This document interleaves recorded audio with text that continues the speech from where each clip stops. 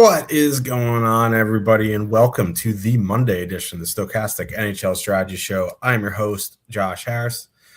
We had a 5-game slate. Excuse me. It is now a 4-game slate because level 3 snow emergency in Ohio. That's like DEFCON 2 in Washington, I guess. Yeah, I don't know. They just said it's all non-emergency vehicles are to be off the road, so it is what it is. Please. But anyway, we have the slate is something because Edmonton 1 is over 24K. There's Draisaitl against the Ducks back-to-back on the road. Rangers, Boston, Islanders, Flyers, Utah scratching Hayton against the Lightning. So this is a doozy of a slate. Joining me to break it down, Tupac himself, some Cliffy. What's going on? Yeah, not a whole lot. Saturday night was interesting. Connor McDavid, 5-point night, shot bonus. Evan Bouchard, hat trick, 6-point night with the shot bonus. I think they had something, it was close to 120 DK points between them. So if you had Connor McDavid and Evan Bouchard, congratulations on your winnings. If you didn't have them, congratulations on your losses. That's kind of what Edmonton tends to do every once in a while. Yesterday, games all day. The only game I caught was Toronto, Colorado. I didn't think Toronto looked that bad, honestly, but it's the Colorado Avalanche, man. What are you going to do? Vegas barely even showed up against Ottawa. Beckett Seneca, hat trick last night. Ducks came back. I forgot what the exact shot counter was. But it was like 26-4 or something like that. Yeah, at one point the shots were like 31-11 for Calgary, and Anaheim comes back and wins it in overtime. Lucas Dostal ends up one of the 3 stars of the week. 4-0, 925 save percentage. Who could have foreseen that he's not a bad goalie? But those are the last 2 nights. Tonight is tonight. We are down to 4 games. I mean, when you're down to 4 games, there's typically only there's always multiple paths to victory, but if one team decides to nuke the slate, you either have that team or you don't. We've got Edmonton at home tonight against Anaheim. Anaheim obviously played last night. Dostal started last night. So down to 4 games with the Oilers. The late night hammer at home against the Ducks without Dostal in net, with the Ducks on a road back-to-back. This should be a very interesting slate. Let's talk about it. We'll see you tomorrow, guys. Bye. We will be seeing you tomorrow, though, for that big old 10-game slate with 100K to first in the spin tomorrow. But, yeah, we got to get this slate going. Our pal Jacob running some ownership. Let's break it down with a little ghetto gospel. First game of the night. Boston Bruins, 3.3 total. Heading into Madison Square Garden, the Rangers or whatever team they want to call themselves nowadays, 3.1 total. So basically for half the game, last game, Bruins went Geeky, Lindholm, Pastrnak. They haven't run lines since. So in our top stacks, we have Pastrnak, Geeky, Lindholm, Arvidsson, Zacha, Middlestat. Rangers, Trocheck, Panarin, Lafreniere, Zibanejad, Miller, Gabriel Perreault, Laba, Cooley, Othman. I'm going to hold up on the ownership because we still have Columbus and the Kings in our top stacks. Boston 1, as it's currently constructed, is very chalky. I'd imagine it's going to go up too because Columbus 1 is kind of in that price range. Yeah, they were like 17-4 or something like that. Yeah. So pretty close. Yeah. So, I mean, listen, if it is geeky up there, listen, they're going to be popular. They're fully correlated. Rangers aren't good defensively without Fox. They obviously don't have Shesterkin. Quick starting every day is not ideal. if Boston Bruins are gonna be mega chalk here tonight, I just don't know if I can do it, man. I'd maybe, I think at that point, just full on power play stack because Zaka's 3,700, add in Charlie McAvoy. I mean, the Rangers penalty kill isn't awful, but like with Quick there, it's a problem. And, that Rangers Trocheck line has been awful defensively. The Zibanejad line, not great defensively. The Labo line, awful defensively. Listen, the Rangers are a completely different team without Fox. They're probably the worst team in the NHL without Fox and Igor. So there is absolute merit to the Bruins here. It is pretty funny because expected goals against per 60, the Rangers are still like middle of the pack, but they were like top 3 when Fox and Igor were healthy. So they are sliding really, really awfully. The thing is, like, expected goals for per 60, these are 2 of the worst teams in the league. So it's just like, what are we even doing with this game? But like a fully correlated line against this shell of this Rangers team really just is fine. Like adding in Zaka and McAvoy are only going to cost you an extra 8,700. So if you're worried about ownership, which, listen, there's so many ways to get different. But if you're MMEing in the lotto or whatever, and you're just like, oh, yeah, Boston won, and this line fit super easily, and you're concerned about being duped, just full stack, just full power play stack. If you want to go to that second line as a filler, I think that's fine just because they're 10,700. You get Zaka on the top power play. I don't know if they'd fit with Edmonton if you do something with Draisaitl, probably not. But, a 2-man of Zaka and Middlestat are only 6,300. The last time the Bruins were in Madison Square Garden, they're Kuznetsov and I forget who else had the hat trick, but there was double hat tricks in that game. I think it was Zaka. It was Zaka, yeah. But, Boston won easily for me. If you're at all worried about ownership, I'll do Boston full power play stack. I think Boston 2 is fine as a filler. On the Rangers side, as we just got an update here, let me refresh to let you know what the Boston top line is here. Yeah, they went up. 18,900, 33.3% top 2, second highest on the night, 31.5% projected ownership. Easily the highest on the night. After, the second or the third highest is the JT Miller Zibanejad line, which we're going to talk about right now. But that's just a lot of ownership. I'd probably just full power play stack there. The Panarin Trocheck Lafreniere line, 17,500, 16.6% top 2, 12.6% projected ownership. They have positive leverage. Listen, if you're gonna fade Boston, you're gonna fade Edmonton. Beggars can't be choosers here. Like, that line has been fairly fine. The problem is, like, without Fox, their offensive numbers really take a slide.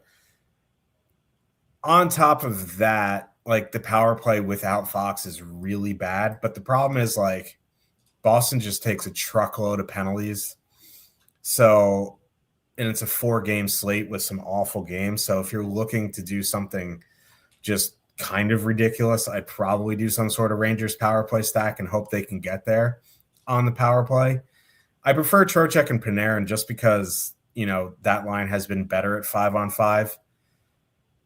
But, like, if I'm going to do something with the Rangers after Panarin, I'd probably find a way to get Mika Zibanejad in. So I'd probably go like Zibanejad, Trocheck, Panarin for a really expensive power play stack. But it's just absolute wild scenes just thinking about, like, power play stacking the Rangers. The only reason I'm thinking about it is because it's a 4-game slate and Boston takes a bunch of penalties. So, it would, like, I guess it'd be Rangers 1. I don't really want to play Zibanejad, Miller, Perreault at 15-6. They've been awful. They've been running white hot just because Zibanejad shooting like 9,000%.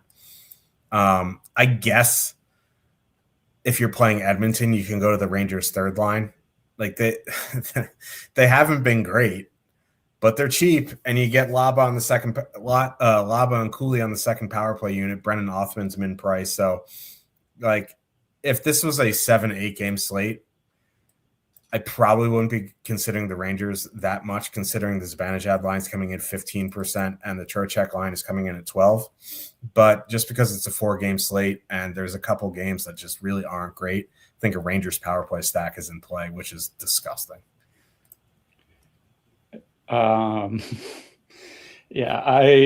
I mean, listen, the Rangers could absolutely get there on the power play. Like you said, it's only a 4-game slate. Boston does take a ton of penalties, 3.6 times shorthanded per game over the last 5 weeks. It's the highest rate in the league, most times shorthanded per game over the course of the season. You know, their penalty kill is like mid. Like, it's not awful, but it's not great.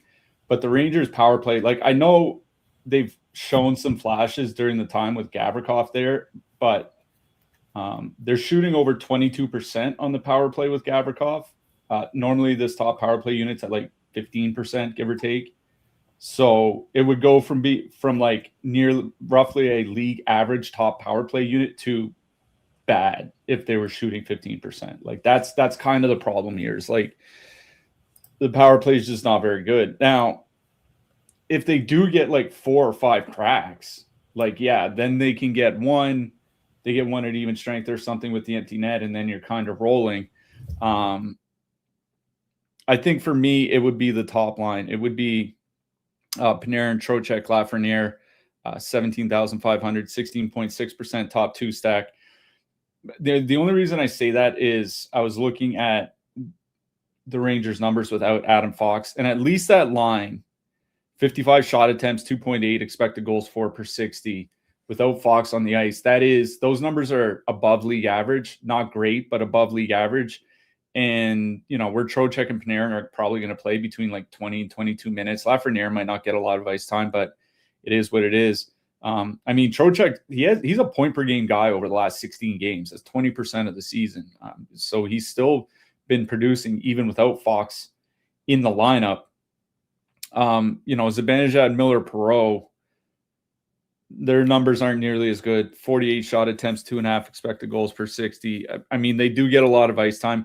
I don't mind the idea of taking Panarin out, or not Panarin, sorry, Lafreniere out and putting Zibanejad in, going like Panarin, Trocheck, Lafreniere, or Panarin, Trocheck, Zibanejad, rather. Geez, having trouble on this Monday. You know, if you want to do Zibanejad, Miller, Panarin, I think that's fine. You know, the other upside here is that with Gavrikov on the top power play, right? Like, he's only 4,300, so it's not that expensive to even squeeze in the power play defenseman.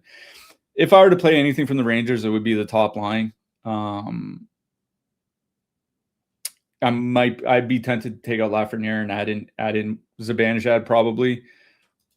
I'm not super keen on the Rangers here. Like, even with the ownership, I think I'd be more in on the Boston side. I mean, listen, I was looking at the Rangers numbers without Adam Fox. You want to talk about some pretty bad numbers. Vladislav Gavrikov is on the ice at 5-on-5 without Adam Fox. 44% expected goal share, 3.4 goals against per 60 at 5-on-5. Those are just awful numbers. Like, there's no other way around it. And like, it's not a tiny sample. We're talking over 530 minutes of 5-on-5 without Fox, and the numbers are bad. So this is a pretty good 5-on-5 matchup for the Boston top line. Now, their expected goals aren't great, but one thing I talked about, I think it was maybe like a month ago, a few weeks ago, was creating scoring chances on the fewest shot attempts. Like, Macklin Celebrini was far and away the tops in the league. Guys at the top you'd expect, like Kucherov was there, and McDavid was there, and David Pastrnak was right there with them. It's like this is not a line that needs to generate, you know, 33 shots per 60 minutes to score goals. Like, they can generate like 25, 26 per 60 minutes and score a lot of goals. Not worried about any of the matchups coming back from the Rangers, whether they send out Trocheck or whether they send out Miller. The Rangers have been taking a lot of penalties lately. 3.3 times shorthanded per game over the last 5 weeks. It's the 7th highest rate in the league. They're about league average over the course of the season. The penalty kill is about league average as well. The Boston power play has been very, very good. Even with all the ownership, I do like Boston 1. I think that would be the side I would be tempted to do some sort of power play stack, because you can add in Zacha for 3,700. Charlie McAvoy is only 5K. If you do use one of the goalies, you still have nearly 15,000 left over for your other 3 roster spots. So if I was on the Boston side, like, I think Boston 1 is the line I do like best in this game overall. I mean, they have a 33% top 2 stack, so it's not exactly breaking news, but I think a power play stack is honestly just fine, because Boston does draw, a reasonable amount of power plays. The Rangers are taking more penalties.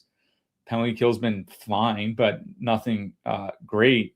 So I think it's Boston 1. Boston 2 is fine as a filler as well. What I will also say, and I don't say this very often, but it's also because we don't do slates this small very often, is the Boston 4th line. Corrali, Kaslik, and Tanner Jeannot. I mentioned them for a couple reasons. 1, because it's only a 4-game slate. 2, they are unbelievably cheap, right? Like, Jeannot and Kaslik and Corrali are all min price. They're all 2,500. They don't get a ton of ice time. They'll get like 11 to 14 minutes. But, Huznutinov plays 14 minutes. Alex Steves plays 10, right? Like, these guys are the 4th line, but they'll play more than some of the 3rd liners. And the line itself has actually been kind of good this year. Over 140 minutes together, 62 shot attempts, 3 expected goals, 2.6 actual goals per 60. I don't know if anybody's, you mentioned the Rangers' depth. It's like, what depth? You know what I mean? Like that, I think that 4th line matchup for Boston is one that is a very, very good one for them. And because it's a 4-game slate, and because people are going to be looking for a lot of cheap players to use, I think the Boston 4th line, like if you want a 2-man like Jeannot and Kaslik or something like that, I think that's fine. Corrali and Jeannot, whatever you want to do, because they're all min price and they can really help fit in your Edmonton or Tampa Bay stacks. So it's Boston 1, Boston power play I like best in this game. I do think Boston 4, if you're looking for those mega punts, is one of the spots to look at here tonight.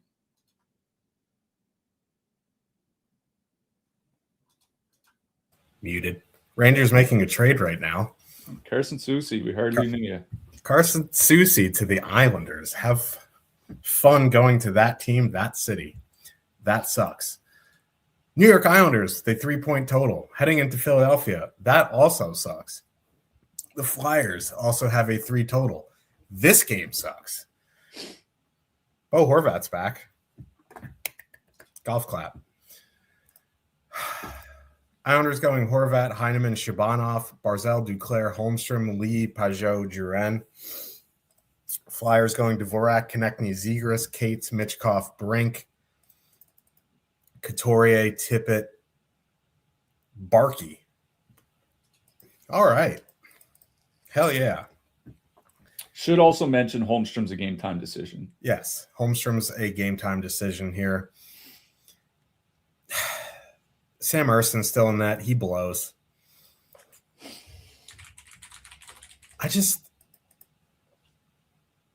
Rasmus Ristolainen is also back for the Flyers, I think.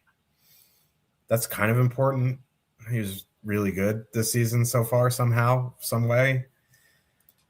I don't know, man. Like, if that Dvorak line is going to go out a bunch against that Horvat, Heineman, Shabanov line, not that I particularly love them, but they're 15K. You get Heineman and Horvat on the top power play. You're shooting on Sam Ersson. The Dvorak line in the 230-plus minute sample has been awful defensively. It's probably that line. The other 2 Flyers lines generally have been pretty good defensively. So I would go Horvat, Heineman, Shabanov. If you do want to make it a power play stack, because that's the thing we do on 4-game slates or 5. Like, I don't know, man. like shooting on Sam Ersson, this penalty kill is not great. I don't know if you want to upgrade Shabanov for like Duclair or Barzal. I think that is perfectly fine. Make it a power play stack. Obviously Schaefer on the blue line we'll talk about at the end here. Rasmus Ristolainen should help the penalty kill, but Sam Ersson just helps nothing. So it would be Islanders 1. You want to turn it into a power play stack. Hip, hip, hooray. On the Flyers side, I think the top line's in play at 15,600. For as bad as they are defensively, they are very good. Offensively, the Islanders are a gong show defensively. The only thing that sucks is shooting on Ilya Sorokin. He has been unbelievable this season. So, for 15K lines go, I'd probably prefer the Islanders shooting on Sam Ersson than Dvorak shooting on Sorokin. But, I do think they're in play just because it's a 4-game slate. Same with the Couturier-Barkey Tippett line. Like, they're going to see middle six matchups, and those are just atrocious for the Islanders. And that line has been very, very good. And it's not like you stack the Flyers for the power play. So, a two-man of Couturier-Barkey 6K that probably lets you fit in Edmonton stuff. Tippett obviously super important to that line. That line is 11,100, 3.4 expected goals for per 60 in their 122 minutes together. So, I still think the Dvorak line is my favorite on the Flyer side, but if you need to go cheap because you're trying to jam in a power play stack or anything on Edmonton worth a damn, I think that Couturier-Tippett-Barkey line is in play. But my favorite line in this game, as sickening as it is the Islanders' top line. I think you could turn it into a power play stack. Yeah, this is something else. When I saw those Islanders lines, my gut instinct was this. Cry? I mean, it probably should have been. My gut instinct was this might be the worst lineup you can possibly construct while trying to make it look like a good lineup. And then when I dug into how the lines and the players have been performed with each other this season, my instinct was kind of right. Shabanov and Bo Horvat have played 85 minutes together this season. 73 shot attempts against, 3.4 expected goals against per 60. As bad as the Flyers' top line has been, this is worse. I looked at Matt Barzal's numbers when he doesn't have either Bo Horvat or Anders Lee on his line. That's a much bigger sample, 340 minutes. 52 shot attempts, 2.3 expected goals for per 60 minutes. So the Barzal line is not creating anything offensively, and the Bo Horvat line can't do anything defensively. And then you got, I think the best line might actually be Drouin, Pajot, Lee. I mean that seriously. And I don't want to go off on a huge tangent here. I guess we do kind of have time because it is only a 4-game slate. I don't know why they ever took Emil Heineman off Bo Horvat's line. At least they were scoring,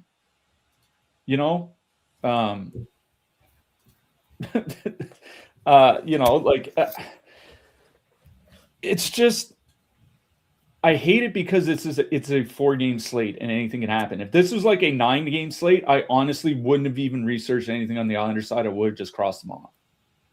I almost did that anyway. And what I'm worried about is like the Flyers get up like 1-0 or 2-0, and it's the first 5 minutes of the second period, and then old Patty Roy just takes the TNT to the lineup and just blows it up. And that's what I'm kind of thinking is going to happen now, because Erson's in net. We've it feels like the last time we slandered him, he had the best game he'd had in 2 years. But with Sam Ersson in net, like the Islanders can put up 4 or 5 goals. They can have a bad game and score 5 goals. Like that's kind of the problem here. I don't think I would go to a power play stack. My interest would probably be Barzal, Duclair, and Holmstrom. And the reason I say that is because at the very least, Barzal and Duclair have shown some offensive capabilities together. You know, Duclair does have 10 points in his last 10 games. I know one of them was like a big game, but he is a point per game guy over his last 10 games. Simon Holmstrom, like, he doesn't get a lot of recognition, but I think I mentioned this on social media like a couple weeks ago. Over the last, like, I think it was 15 months since the start of last season, his primary points rate of 5-on-5 is in line with, like, Jesper Bratt.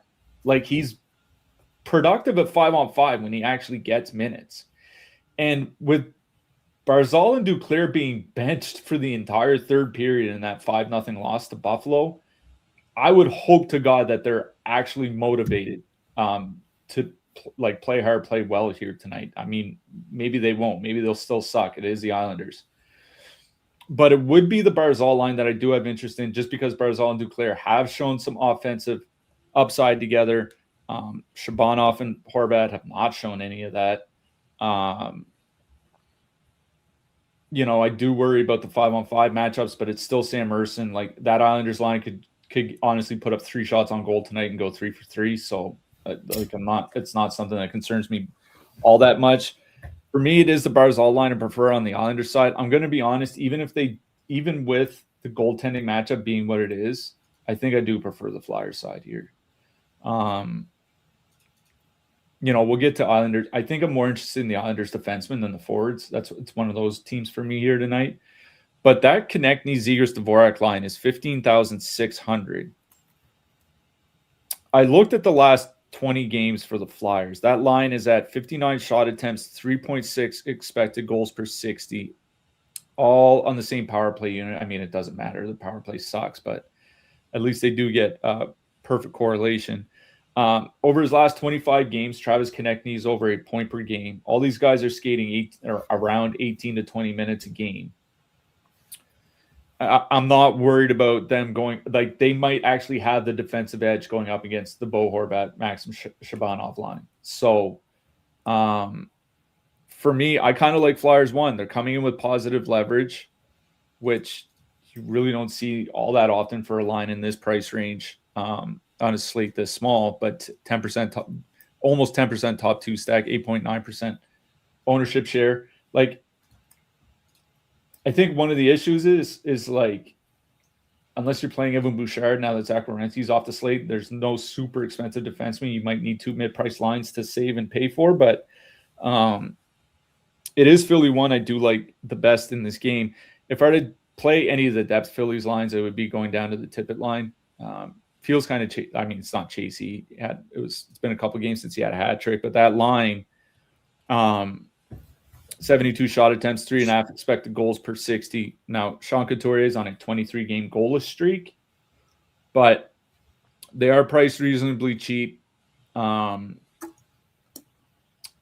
have been able to create pretty well at 5-on-5. You know, skating anywhere between 13 and 17 minutes. Barkey at the low end at around 13 minutes, so they get decent ice time. I'm not worried about any of the matchups for the Islanders. I think Philly 3 is fine, or I guess it would be Philly 2 technically, 11,100. But they're coming in with a ton of ownership. And, like, I'm not going to play a massively chalky Flyers line. Even on a 4-game slate, I'm not playing a massively chalky Flyers line against Ilya Sorokin. It's just not it's just not going to happen. So, for me, it's Philly 1 that I really only have any interest in this game. I guess the Barzal line is in play from the Islanders, but I think, like I said, I think the Islanders are a team I'm going to be looking for defensemen rather than forwards. Yeah, we've been doing this for a long time, and time gets warped. It was Tippett's last game that was the Hattie. Fair enough. That's how, you know, listen. Oh, yeah, the 7-3 game. Listen, all right. We're old and tired. Let's talk about, all right, this game's at least manageable from a point of view here. Utah, Mammoth with a 2.7 total. Heading into Tampa, the Lightning have a 3.4. Hayton is in. They got that wrong. The Beats got that wrong. So Krause and is expected to play, I think they said. Krause is in. Hayton's out. Hayton's out. Yamamoto stays in, but he's not on the top line, thank God. Schmaltz, Keller, Kraus, Hayton, Paterka, Cheeks, McBain, Carconi, Genther. On the Tampa side, they haven't really done it. They were off yesterday. They didn't run lines today. Gonsalves and Eric Chernak are game time decisions, but we'll get there. Cirelli, Hagel, Kucherov, James, Gensel, Gonsalves, Gord, Holmberg, Zegmis, Gergensens. I only mention them because, like, they're 8,100. They're actually decent.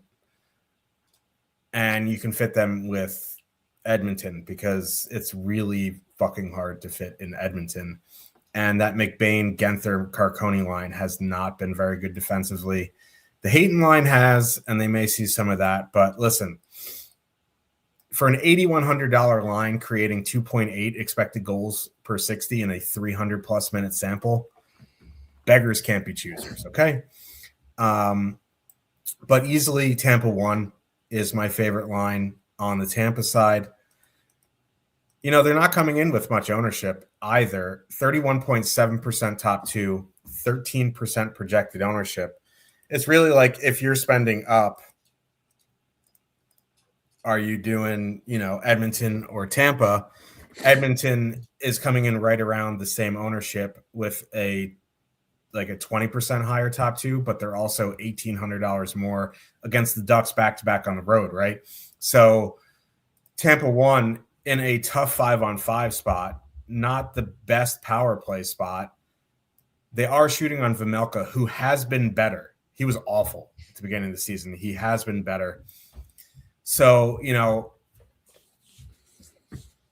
in single entry, like for me, I'm probably just going to Edmonton. But I think, in 20 max, 150 max, if there is 150 max today, I think, Tampa 1's in play here. 210-minute sample, 4.7 expected goals, 4 per 60, 5.2 actual.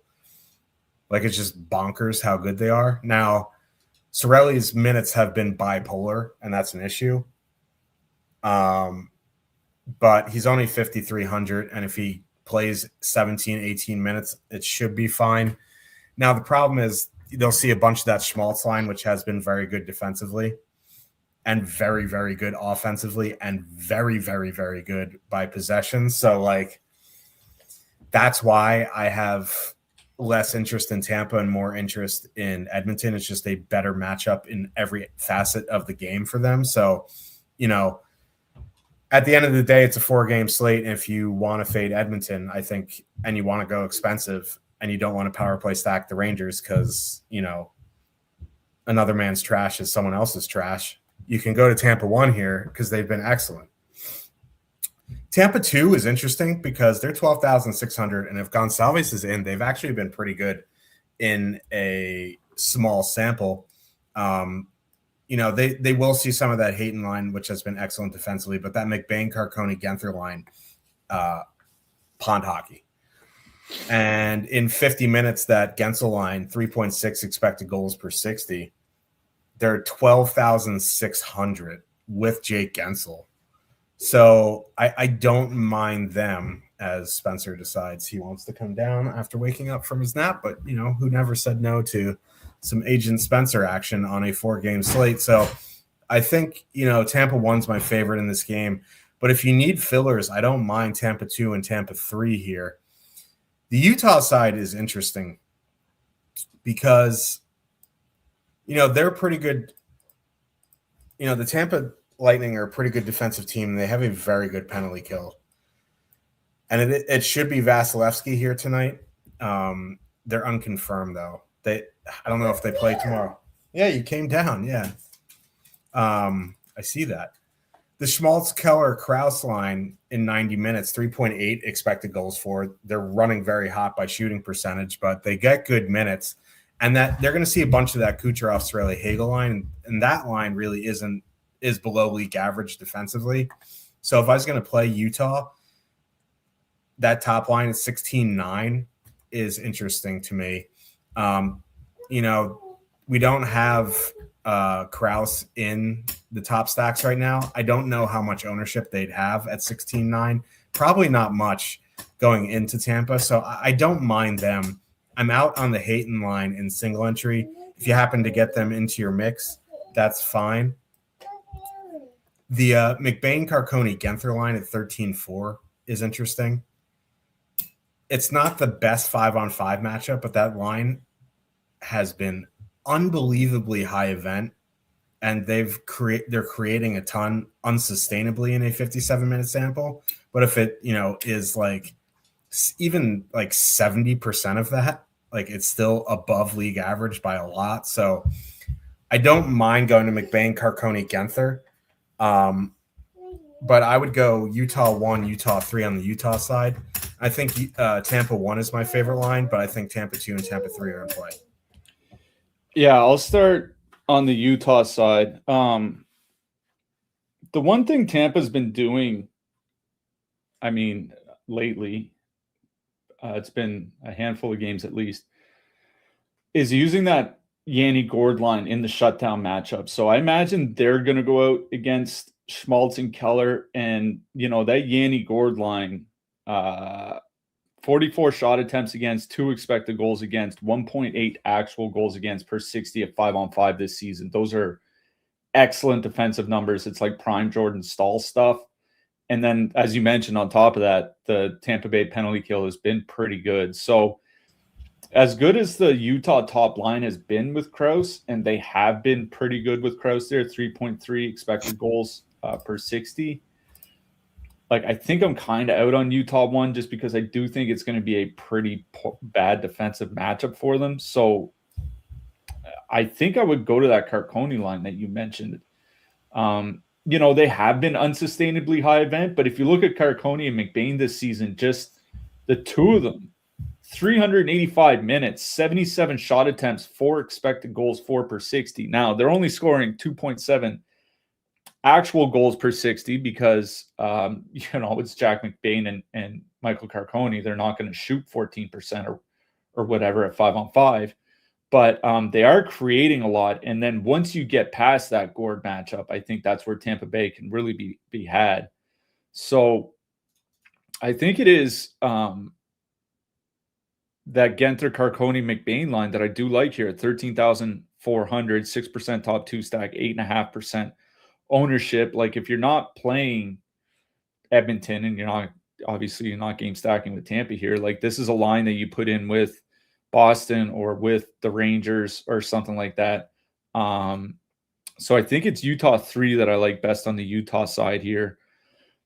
On the Tampa side, it really depends what happens at warm-up, because if Gonçalves doesn't play, like, they might have to go with 11 forwards. I think they called up someone, so they'll be able to go with 12.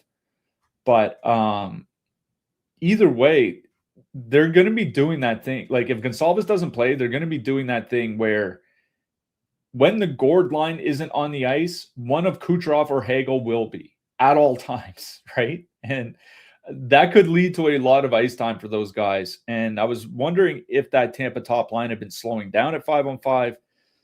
So I looked over their last 80 minutes, which would be about 6 or 7 games worth of ice time. They are not slowing down. 87 shot attempts, 4.2 expected goals per 60. Anthony Cirelli, point per game player over his last 15 games. Hagel and Kucherov averaging around 21 minutes a game, over their last 5 games. And they're going to avoid the Keller matchup, which has been very good defensively. I think they're going to see some of that McBain line, which has not been good defensively. Some depth from Utah. So I honestly don't mind Tampa 1 just in general here. Like, if you want to get away from the Oilers, I think Tampa is a perfectly fine pivot here. The Utah penalty kill, it's been fine this season, like above average, but not elite or anything. And it's been getting worse as the season's gone on. And Utah's actually at 3.3 times shorthanded per game over the last 5 weeks. Like, they're right there with like Montreal and the Rangers for like 6th, 7th in the league.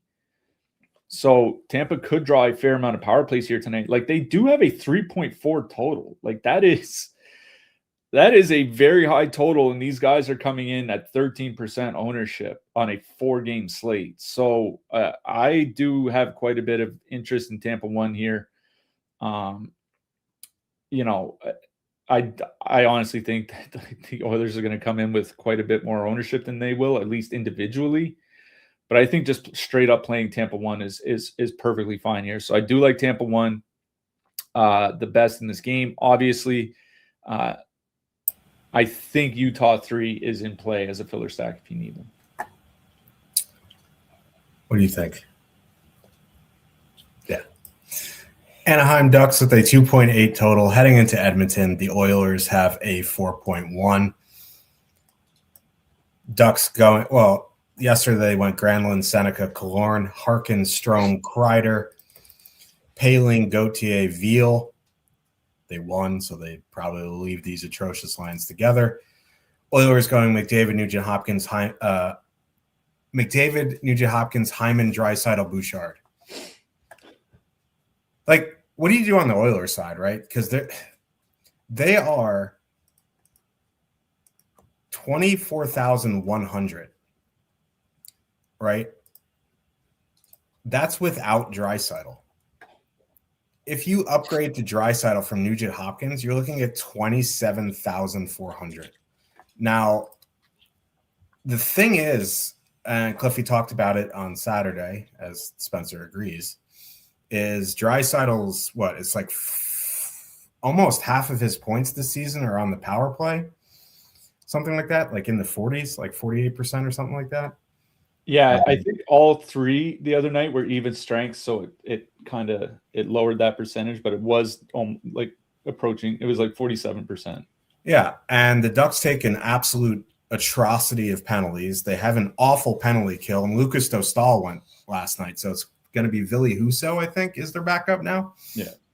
So listen, I'm a Husso slappy, but let's be real here. He's just not it. So it's like, what do you do on the Oilers side? You do the power play stack. You find a way to get Draisaitl. You can go McDavid Draisaitl, but listen, I think you have to find a way to at least get McDavid and Draisaitl in. After that, like, I think people maybe you're going to chase with Bouchard, maybe for good reason, but because he's $200 less than Hyman. But like, I don't know. I think I would go McDavid, Draisaitl, Hyman, 1, 2, 3. And then if you want to go fourth and just, I don't even know if it's possible, you can go Bouchard. But anything on Oilers, I'm starting with McDavid and Draisaitl. I'm going from there. I'm just not stacking the top line and just calling it a day. It's just too good of a power play matchup. On the Ducks side, Seneca's coming off a hat trick. That line's been fine. If you want to go to them at 12-9, like Granlund and Seneca are on the top power play unit, whatever. The problem is, like, these Ducks lines are coming in with a ton of ownership. Seneca, Granlund, Killorn, 12,900, 6.7% top 2, 12.1% ownership. Gauthier, Paling, Veal, 12,500, 9.3% top 2.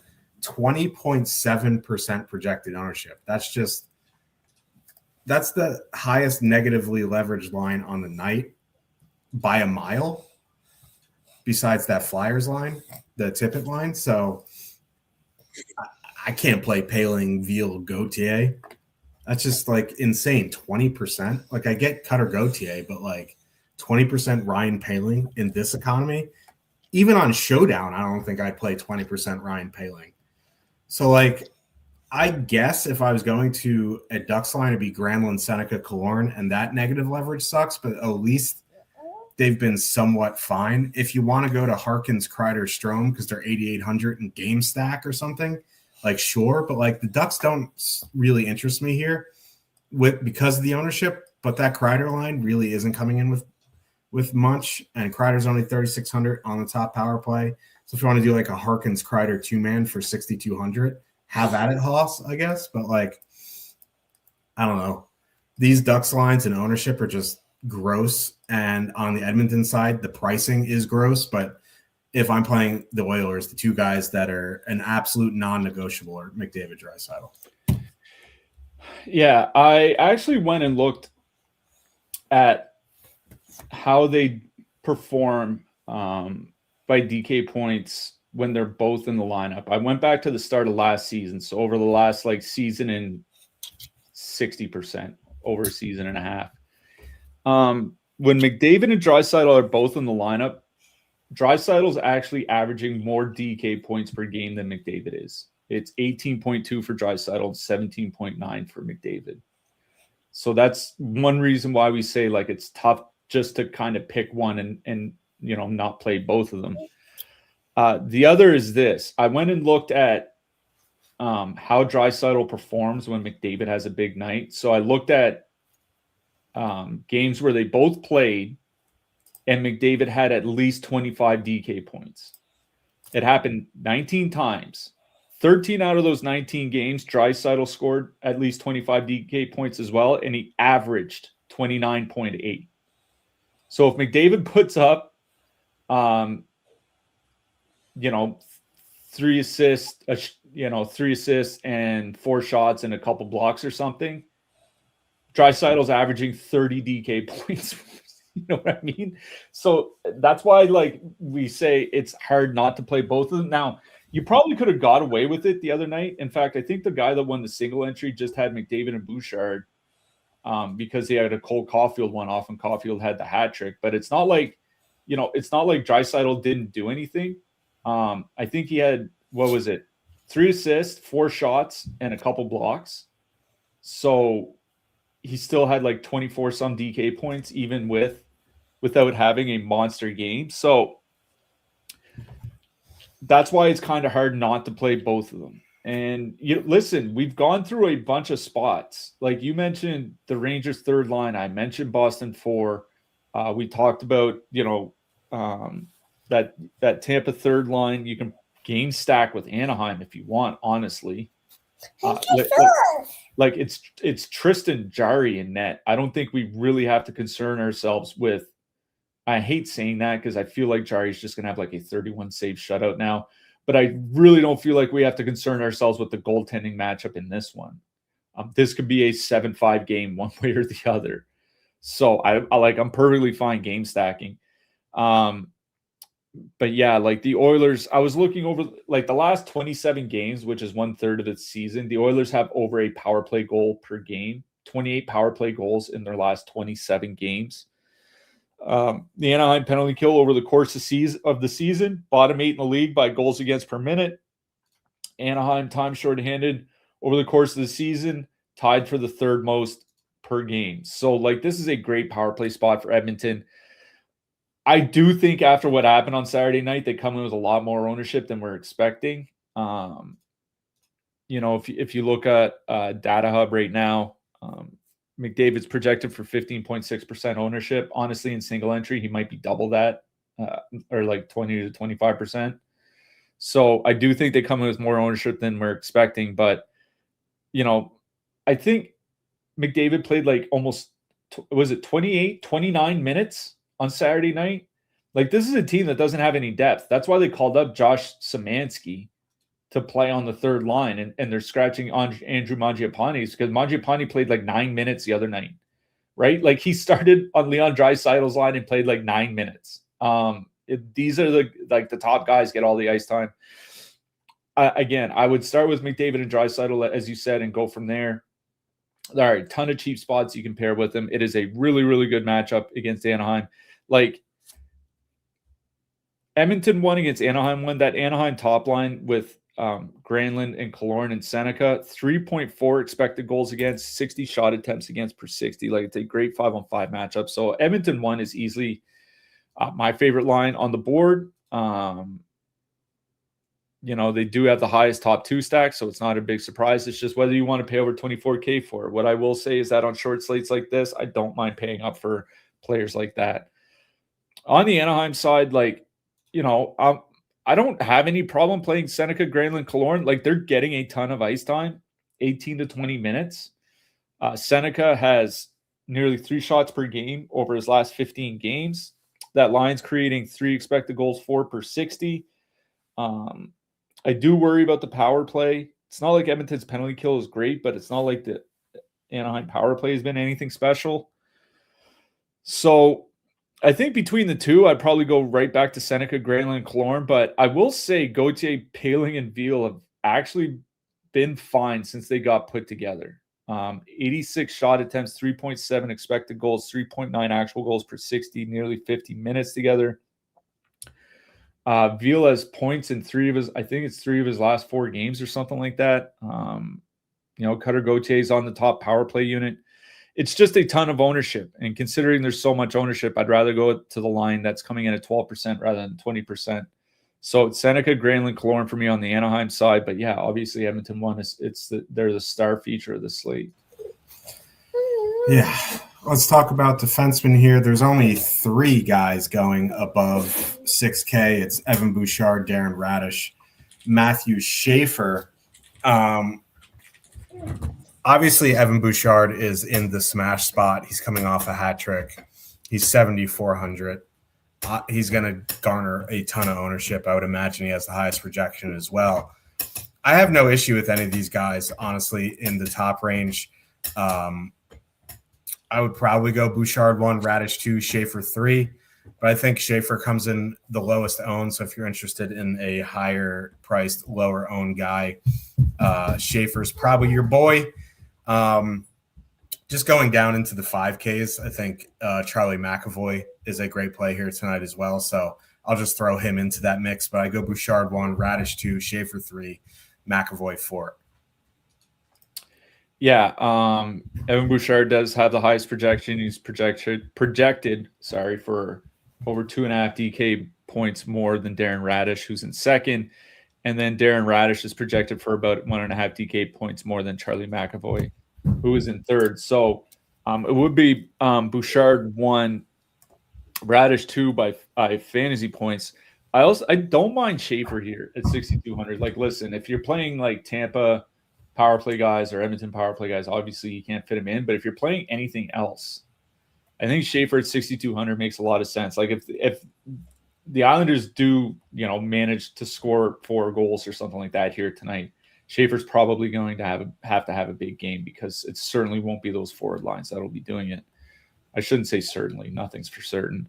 But yeah, Charlie McAvoy, he has the highest projection for any defenseman under 6K here on the board. Jacob Trouba has the 6th highest projection for any defenseman under 6K. I mean, listen, the guy's blocking 2 shots per game and putting up nearly, it's like 1.8 shots per game. So like maybe he can get there, but at 5,100 and where I don't really care about ownership from my defensemen, especially the expensive ones, I think I'd rather just go play Charlie McAvoy. Under 5K, Jake Wallman, I guess, is fine, but I think it's Vladislav Gavrikov at 4,300. Top power play, probably going to get a lot of power play time with the way that Boston takes penalties. With no Carson Soucy, does he get more minutes? I mean, I don't think it really matters, but obviously Gavrikov is going to have to play his minutes here tonight, so I don't mind him.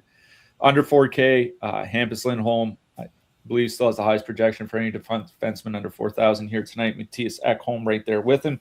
Then it's too bad Columbus was canceled because Den Matejchuk is back. I was looking forward to playing him again. But obviously that game not on the board here tonight. I don't believe Ryan Pollock is playing for the Islanders again here tonight, so I don't mind going to Adam Pelech. Braden Schneider has a good projection. The Rangers still giving him minutes for some reason, so whatever. On his wrong side. Love that team. Pavel Mintyukov still playing like 20 to 21 minutes over his last 5 games. Under 5K. Or under 3K, sorry. Zadorov from Boston. Radko Gudas from Anaheim has a good projection as well. I think those would be the 2 guys I would look at. Yeah, let's talk about goalies. There's 8 of them. I'll cut the semantics. If I'm paying up, it's for Andrei Vasilevsky. He isn't confirmed, but they don't play tomorrow. I'd be shocked if it wasn't him. And then if I'm spending down, Ilya Sorokin. I guess the other playable guy would be Korpisalo at 7,800. Like, I was hoping it would be Swayman, but the Rangers are really rough at 5-on-5, and their power play without Fox is atrocious. So don't mind Korpisalo, but spending up Vasilevsky, spending down Sorokin. So Tristan Jarry has the highest projection. I guess like he's fine. Like maybe he gets the win and he only gives up a couple goals. I mean, it could happen. I would probably play Vasilevsky over Jarry here, but those guys are kind of in a tier of their own by projection here tonight. I think I'd probably prefer one of the goalies from the Islanders. I was going to say Islanders Flyers game. I completely forgot that it's going to be Urson starting. So yeah, Ilya Sorokin. I think it'd be Sorokin for me. Sorokin or Vasilevsky are really the only two goalies I'm considering on this slate. Yeah. The only reason I mentioned Korpisalo is because the Rangers blow, but really I don't have any interest. Like Vasilevsky's $200 more.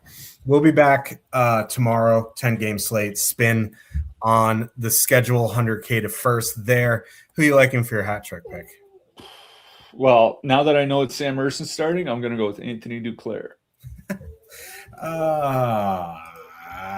Okay. Let's just get weird because I trashed him, and we know how trashing players go for us. I'm going Ryan Poehling. Ryan Poehling. That'll be interesting if that happens. But yeah, we'll be back tomorrow for a more logical 10-game slate, trying to win 100K to first. But good luck, everybody, tonight. We'll see you in the Discord, and go Rangers. Good luck tonight, everyone.